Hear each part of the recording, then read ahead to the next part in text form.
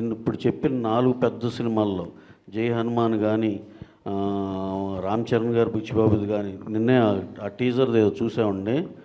అసలు ఒక్క షాట్ కోసం ప్రతి ఒక్కడు ఒక 1000 సార్లు మినిమం చూస్తారు. దాంట్లోనూ ఒక చిన్న లెందీ షాట్ కోసం ఎక్స్ట్రాడినరీగా వచ్చింది ఆ సినిమా. కానీ అలాగే హనురావుపూడి మధ్యాహ్నం రష్ చూస్తుంటే అసలు వితౌట్ ఏది కొన్ని ఎమోషనల్ సీన్లు అయితే అతను స్క్రీన్ ప్లే కానీ ఇది కానీ ఇట్ ఈస్ సంథింగ్ ఎల్స్.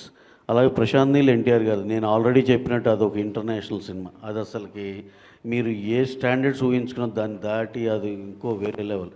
ఈ దాంట్లో అండి 'జై హనుమాన్' అతను ఇప్పుడు ఆ ఎసెట్ బిల్డింగ్ ఆల్రెడీ మేము బిగిన్ చేస్తున్నాం. ఎందుకంటే మా రిషబ్ శెట్టి గారు జాయిన్ అయ్యేది నవంబర్లో అవుతారు. ఈ లోపల ఆ ఎసెట్ బిల్డింగ్ అంతా చేసేస్తే అప్పుడు మాకు సీజీకి తక్కువ టైం పడుతుందని. ఈ 4 సార్ నేను చెప్తున్నా, 4 బ్లాక్ బస్టర్ మించి అరే ఇది ఓకేరా, ఇది హిట్టేరా అనే మాట వస్తే కనుక ఇక తర్వాత నుంచి మీరు ప్రెస్ మీట్లే ఆపోయా నువ్వు చెప్పేది తెలుసులే కానీ మీరు ఏమన్నా సరే నేను పడతానండి. ఈ 4 సినిమాలు 4 బ్లాక్ బస్టర్లు 80% అది రిజిస్టర్ అయిపోయింది అనుకుంటున్నాను.